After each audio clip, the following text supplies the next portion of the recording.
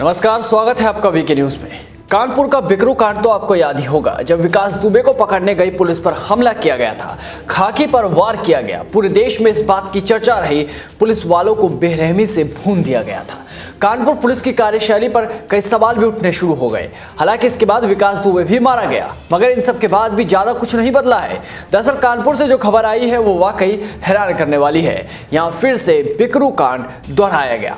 ऐसा लग रहा था जैसे फिर से वही स्क्रिप्ट, वही कहानी फिर से सामने आ चुकी है। दरअसल कानपुर के हिस्ट्री शीटर रेहान उर्फ गुड्डू को पकड़ने गई बेकरगंज पुलिस की टीम निकल पड़ी। उन्हें नहीं मालूम था कि वहां तो कुछ और ही प्लानिंग चल रही है। शेर की तरह गई पुलिस एक ट्रैप में फंस जाएगी और ऐसा फंसेगी कि जान पर बन जाए। हुआ ये कि पुलिस पर आरोपितों के साथियों ने पथराव कर दिया और इस कांड में मोहल्ले के लोगों ने भी कथित तौर पर अपराधियों का साथ दिया।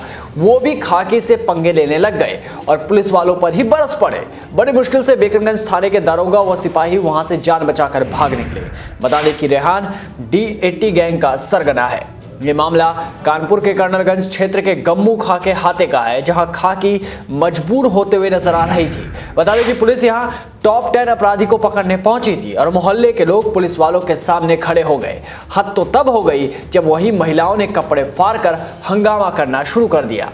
अब ये पुलिस कुछ समझ पाती, कुछ सोच पाती कि अचानक अराजक तत्वों ने छतों से पुलिस टीम पर पथराव कर दिया।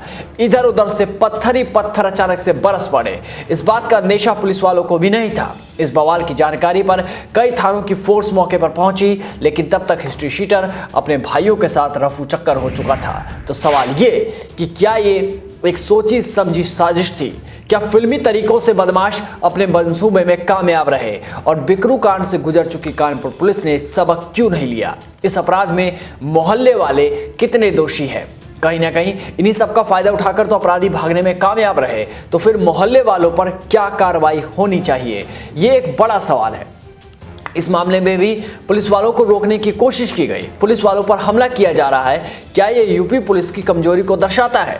बता दें कि इस मामले में पुलिस ने बताया कि गम्मू खाका हाता में रहने वाला रेहान उर्फ गुड्डू शातिर हिस्ट्री शीटर और टॉप 10 मोबाइल चोर है। उसके भाई भी हिस्ट्री शीटर है। रेहान इन दिनों शुक्लागंज में रहता है, जबकि उसके 2 भाई गम्मू खाका हाता में रहते हैं और 2 अन्य भाई बजरिया थाना क्षेत्र में रह रहे हैं। मोबाइल चोरी और लूट के मामले में बेकरगंज थाने के दरोगा मोहम्मद नईम शनिवार देर शाम 2 सिपाहियों सलमान व मुश्ताक के साथ रजाकत को पकड़ने के लिए हाते में पहुंचे।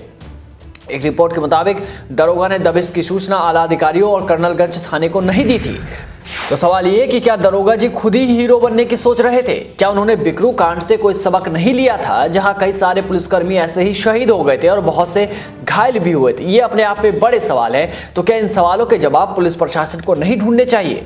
पर ऐसा कुछ दिखाई नहीं दिया। दरअसल दरोगा को सूचना मिली थी कि रेहान भी भाइयों से मिलने आया है, तो वो खुद ही निकल पड़े। दरोगा जैसे ही सिपाहियों के साथ हिस्ट्री शीटर के घर पहुंचे और पुलिस टीम के आने की जानकारी आरोपितों के घर वालों को हुई, तो कई महिलाएं हाथों में डंडे लेकर पुलिस से भिड़ने लगी। यहां तक कि कुछ महिलाओं ने कपड़े फाड़कर पुलिस टीम पर ही आरोप लगाने शुरू कर दिए। भीड़ ने पुलिस को चारों ओर से घेर लिया। इस मामले में भीड़ ने पुलिस को चारों ओर से घेर लिया। इसके बाद अचानक छतों से कुछ युवकों ने पत्थर चला दिए। पत्थर चलते ही दरोगा और सिपाही जान बचाकर वहां से भागे। उन्होंने बेकरगंज थाना प्रभारी को घटना की जानकारी दी। इसके बाद बेकरगंज वो कर्नलगंज थाने की फोर्स मौके पर पहुंची, पर तब तक काफी देर हो चुकी थी। इस मौके का फायदा उठाकर रजाकत व उसके भाई फरार हो चुके थे। कर्नलगंज सीओ दिनेश कुमार शुक्ला ने बताया कि दारोगा की तहरीर पर आरोपितों के खिलाफ बलवा, सरकारी कार्य में बाधा डालने, मारपीट करने आदि धाराओं में मुकदमा दर्ज किया गया है। जल्द ही आरोपितों को गिरफ्तार कर लिया जाएगा। अब देखने वाली बात होगी कि अपराधी कब तक पकड़ में आते हैं और उन मोहल्ले वासियों पर क्या कार्रवाई होती है। और सवाल यह भी है कि आखिर वो महिलाएं कौन थी जो कपड़े फाड़कर पुलिस टीम पर ही आरोप लगा रही थी। तब तक आप भी बने रहिए वीके न्यूज के साथ। नमस्कार।